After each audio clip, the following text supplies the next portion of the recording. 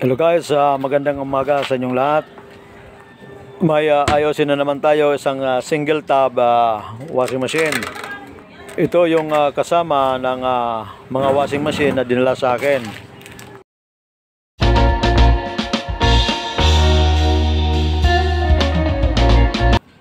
Ito daw guys ay stock up. Kung makikita nyo, yung pulsator ay hindi napipihit. Dapat yan na napipihit ang pulsator ng ganito.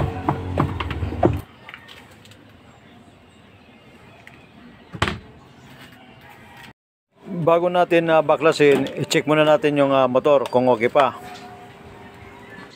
Sa pag-check ng motor ay ilagay lang natin yung tester sa 200 ohms.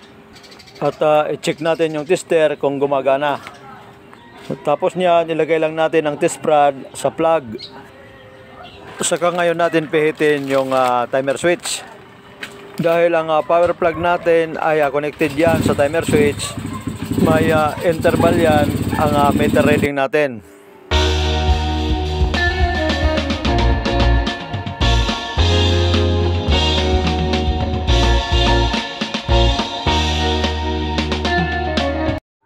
So dito guys ay okay pa yung motor natin. Pag mga ganito na stock up, ang primary suspect dyan ay gear case. Pangalawa, ang kanyang wash motor. Operation backlash na naman tayo guys.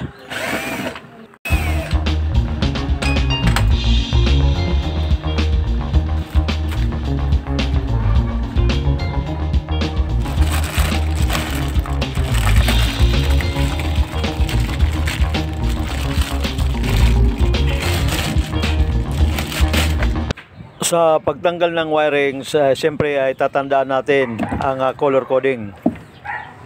Iyan ang common connected sa power source. Iyan ang sa capacitor o reverse forward.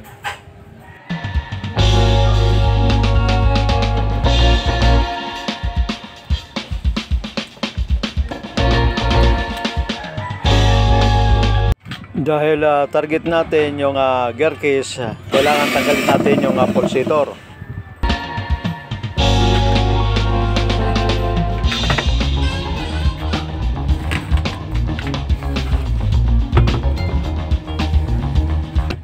Kita nyo guys, marumi din ang kanyang pulsator at ang kanyang wash tab.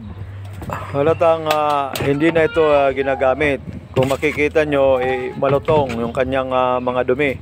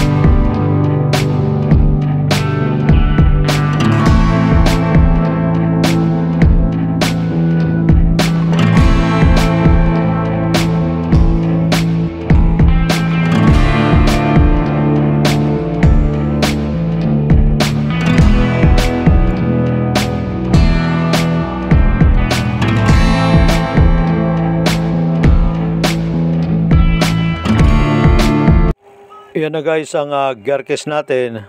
Kinakailangan na tanggalin para palitan. Makikita sa kulay na talagang sira na ito. Tumagas na yung tubig sa gear case natin.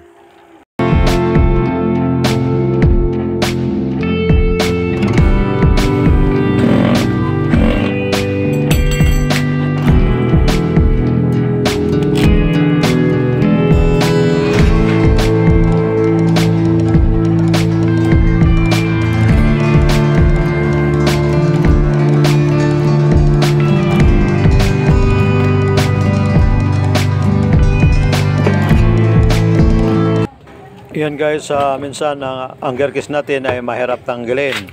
Dahil yan sa katagalan, kumapit na yung dumi sa gear case natin. Kinakailangan yan pipersahin sa songkit ng screwdriver. Iingatan lang na hindi mabasag yung wash tab natin.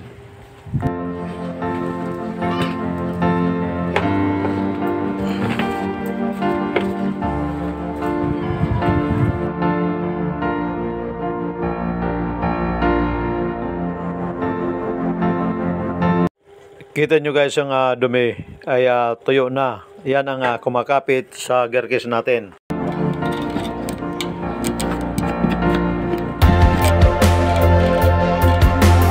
Yan na guys ang gear case natin. Kung makikita nyo, yan ay maganit na. Sa pagbili nito, kinakailangan na dadalhin nyo yung sample. At bibilangin nyo kung ilang ipin mayroon itong gear case. Dahil yan ang tatanungin sa bibilhan nyo. Base sa pagbibilang ko, itong gear case ay mayroon 11 teeth. So, yan na guys ang bagong gear case natin. Kung mapapansin nyo, may nakasulat dyan na 11 na number. Yan ay palatandaan na itong gear case ay may 11 teeth. Yan guys, kung mapapansin nyo, kunting galaw lang ay madali siyang maikot. Bago natin isalpak yung bagong gear case natin, ay siyempre kailangan natin linisin ang butas.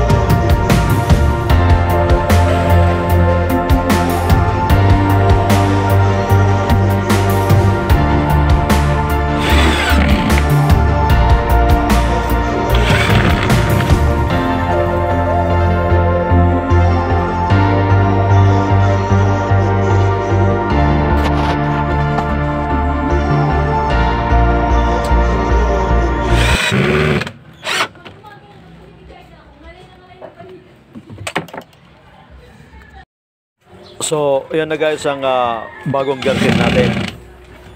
Ngayon, kailangan natin i-check yung pulley kung pantay siya sa motor. Sa pag-check ng pulley, kailangan natin ibalik yung base ng body. At pagkatapos niyan ay itatayo natin yung unit. Saka natin sisilipin yung pulley ng gear case at ang pulley ng motor. Kung makikita nyo guys, ang pulley ng gear case ay hindi pantay sa pulley ng motor. Pagka ganyan na hindi pantay ang pulley, ay matatanggal ang ating belt dyan. Ang remedy dyan ay tatanggalin ang pulley ng gear case. Dahil hindi na tayo pwede mag-adjust ng pulley ng motor dahil yan ay sagad na sa taas.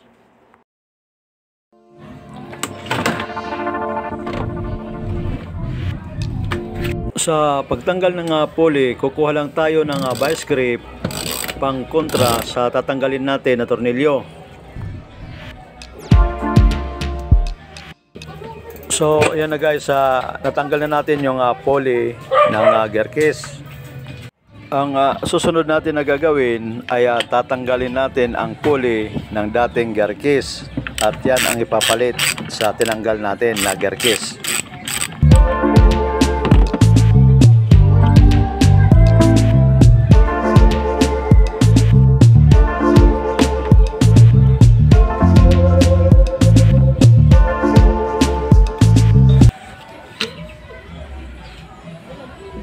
So yan na guys, natanggal na natin yung lumang pulley. Yan ngayon ang ipapalit natin doon sa tinanggal natin na pulley. Yan guys, kung i-compare natin, mas mahaba yung pulley na nabili ko. Yan ay maiksi compare dito sa bagong pulley.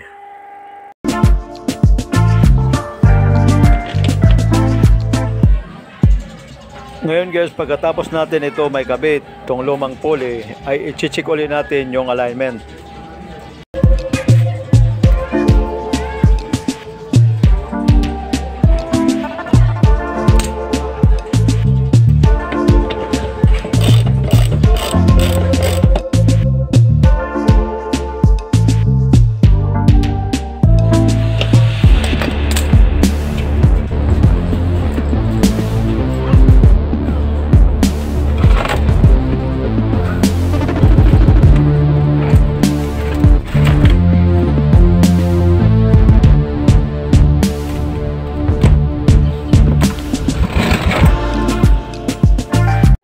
So, yan na guys, kung makikita nyo, ipantay na ngayon yung pulley natin ng gear case at pulley ng motor.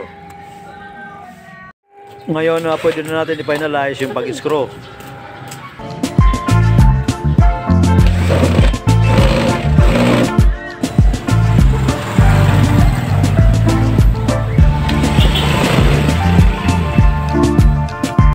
Sa pagkabit ng belt, unahin nyo muna isabit dito sa pulley ng side ng motor. Saka ikabit dito sa pulley sa side ng gear case.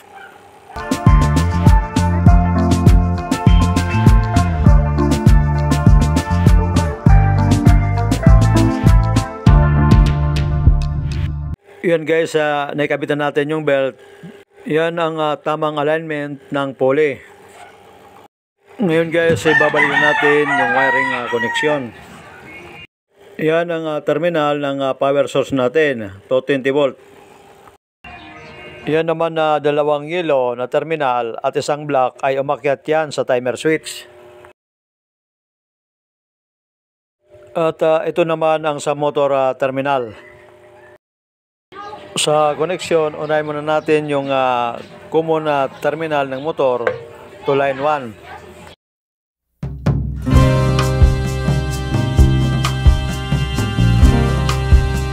At pagkatapos niyan, yung line 2 to common terminal para sa timer switch.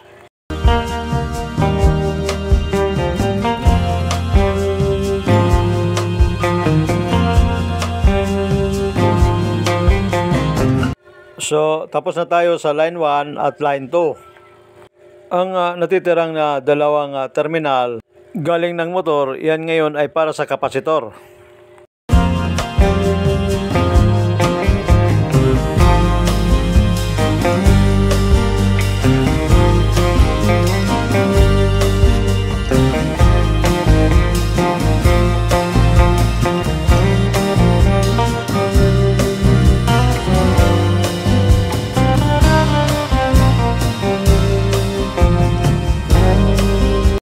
At pagkatapos niyan, yung dalawang drop wire na galing ng timer switch ay pupunta din yan sa ating terminal ng kapasitor at terminal ng motor. Yan ngayon ang reverse forward natin.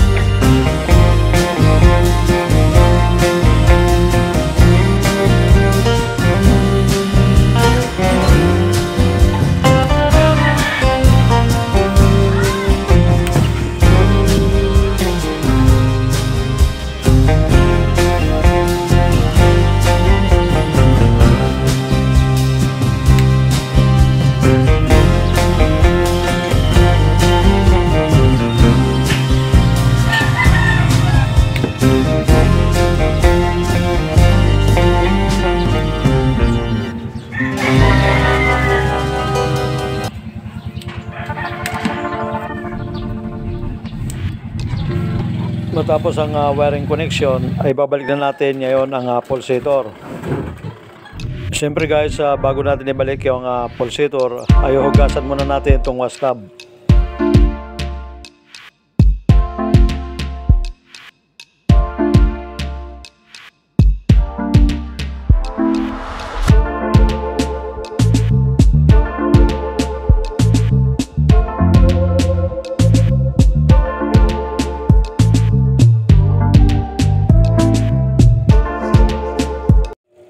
Dito ay ibabalik na natin yung pulsator.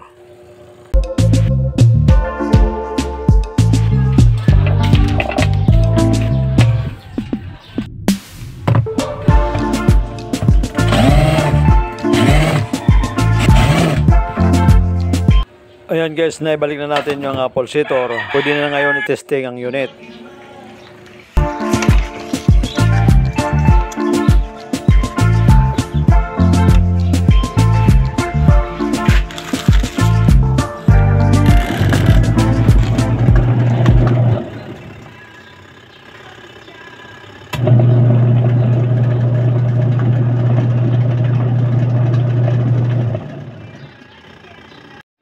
Ayan na guys, gumagana na yung wash machine natin.